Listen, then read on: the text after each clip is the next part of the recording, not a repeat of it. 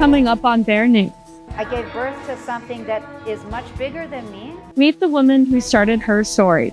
Not everyone is able to afford like this really fancy clothing to be able to go look presentable at the places that they want to work at. So We've got a spot here on campus where you can find clothing for your next job interview. Waiting and waiting and waiting, and it does come up, you're like, and you can't wait, and then you holler, bingo. 40 years of bingo for Terry and still going strong. Bear News starts now.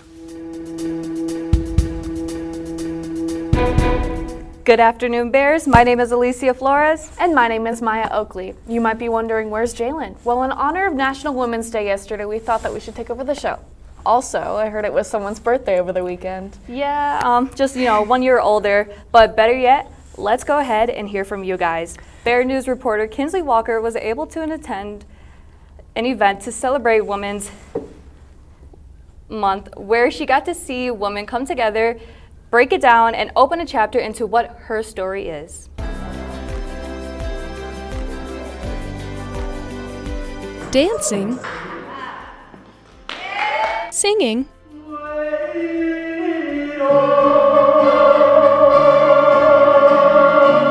performance, art, and even crafts. These are all part of the pages in her story. But what led the founder, Felicia Bustos, to start this mission? Need connection.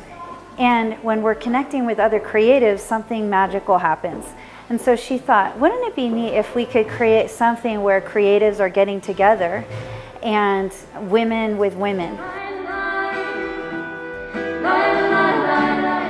With so many creative women in a small space, there's not one definition of art. Art can be anything. It could be writing a song, it could be dancing, it could 2D, 3D, any type of creation.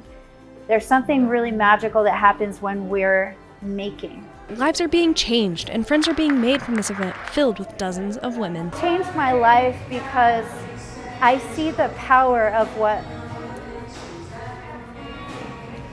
one person.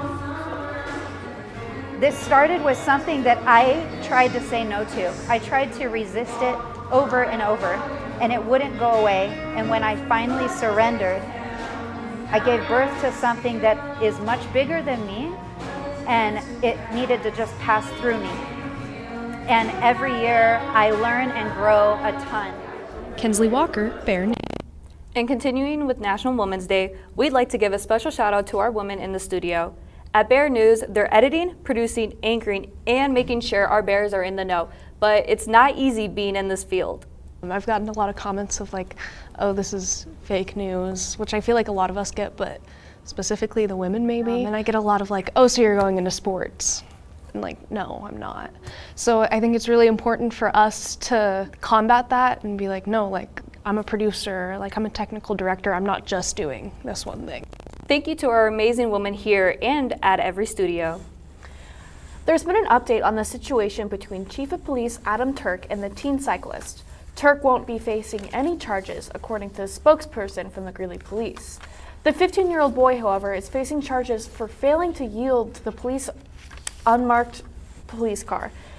The police chief was driving on 22nd Street when a cyclist tried crossing the road and didn't yield. Turk's car struck the boy and he was taken to the hospital and later released. So, do you have any internships or jobs lined up for the summer? Maybe. I'm still kind of keeping my options open. Plus, I don't like that I show up to an interview with the same clothes. Have you not heard of the professional attire closet on campus? I don't think I have. What is that? You know what? That's a great question. Bear News reporter Jalen Lee took a trip over to the closet to answer that. As we come to an end of the school year, I know you bears are looking for job interviews or internships, and I understand personal clothing can be expensive. And that's when the professional attire closet in Kepner Hall comes in handy. The closet offers free professional clothing so that you can look your best when you're going into your next opportunity. and it's able to just help students out that have like an interview. They may not be able to afford to get nicer clothing. They could check it out and they get clothing for those events. You can find everything in this closet, from suits, polos, and while you're at it, you might as well throw that tie. And ladies, don't worry, they didn't forget about you. They have tons of blouses, skirts, and dresses, all available for you to borrow for free. You can just try stuff on over here. It's Nothing scary, just see what works for you, try stuff on, check out the mirror, and you'll get that stuff for free. It's a lot better than having to pay hundreds of dollars to get that kind of clothes. The closet is open Monday through Friday, 8 a.m. to 5 p.m. and is always accepting professional clothing donations. Reporting from Kempner Hall 95A, otherwise known as the Business Attire Closet, I'm Jalen Lee. Stay fresh. You know, that's a great resource for students getting ready to enter the professional world. It sure is, and they honestly have everything you need. The Professional Attire Closet is located in Kempner Hall and is open weekdays from 8 a.m. to 5 p.m. So if you have an interview coming up and need some professional to wear, be sure to check it out. And when we come back, we'll hear from the latest Bear News reporter, Sav, about the latest in sports. I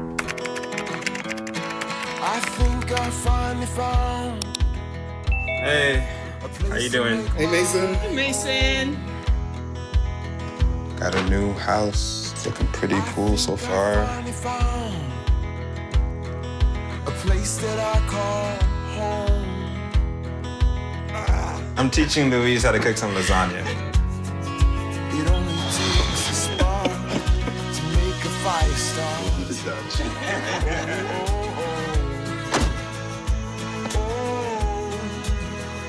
Thank you. Study, please.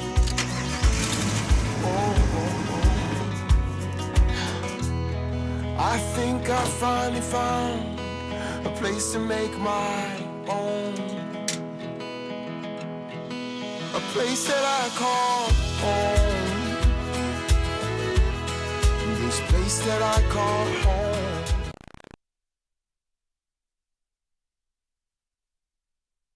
Welcome back, Bears. I'm Savannah Amack, and welcome to Sav Sports.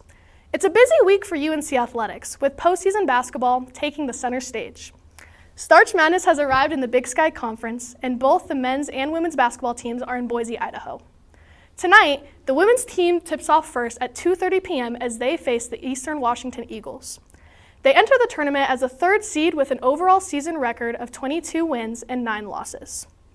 Later this evening, the men's team will take the floor at 5:30 p.m. against the Montana Grizzlies. They enter the tournament as the 5th seed with an overall season record of 10 wins and 8 losses.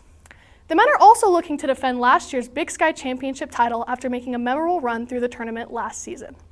Tune in on ESPN Plus to support your Bears. Don't worry though, you won't have to miss out on all the action, because the baseball team is getting ready to finally make moves at their home opener. After spending the start of the season on the road, this weekend, the Bears will host the St. Thomas Tommies in a 3-game series at Jackson Field. The series kicks off on Friday and runs through Sunday. The Bears currently hold a record of 2 wins and 16 losses as they look to turn things around in front of their home crowd. With postseason basketball and baseball back in Greeley, it's shaping to be an exciting week for UNC Athletics. Now, let's get into some more exciting news with Alicia and Maya. Thank you, Sav. As we get through the spring semester, there's an event that not a lot of students know about right around the corner. During the spring semester at UNC, we host a concert right before the last day of school called Bear Fest. We got to speak to Alexandra Esteban, who as a senior has not heard much about what this entails. I haven't really looked into the spring concert at all. Like, I hear about it all the time and I never actually really look at it. It's like Spirit Box that I've been listening to that I would really enjoy seeing host that kind of event. Okay, who do you think the concert is going to be? So some people are guessing Somber. I'm kind of excited, and I hope it is, honestly. I feel like it's going to be someone cool. But yeah. Well, we'll see. However, BINGO is the name of the game. On Friday, I was able to talk to some players about why they play, and let me tell you, this was not on my bingo card. At Longmont Bingo Alley, it is more than just daubing, it's continuing tradition. And Terry Lucero was introduced to the game by her husband. She's been playing for over 40 years now. Well, we had a good relationship from the beginning anyway, so we'd go a lot together, yeah. Go to Vegas. Winning some dough may be the best part, but there are other reasons why some people try to get 5 in a row. So my mom was a part of Airborne Booster Club, and she was doing bingo here, and ever since then my grandparents and I and my friends have been coming here. I just come for fun and to support people. Longmont Bingo Alley hosts bingo as fundraisers for different programs in Colorado throughout the week, so clearly this is all for the love of the game. G56 56 under G. But what is that feeling like? Well, you get down to one number and you're waiting for that one number to be called, and either it comes up real fast or you're waiting and waiting and waiting, and it does come up, you're like, ah, and you can't wait, and then you holler bingo. Blacking out your bingo card is a rush like no other. You know, maybe I'll go play some bingo. Maya, would you like to come with? Sure, sounds like a date. While Maya and I head over to the nearest bingo alley, we hope you guys have a good rest of your day. And we'll see you guys on Wednesday. Bye.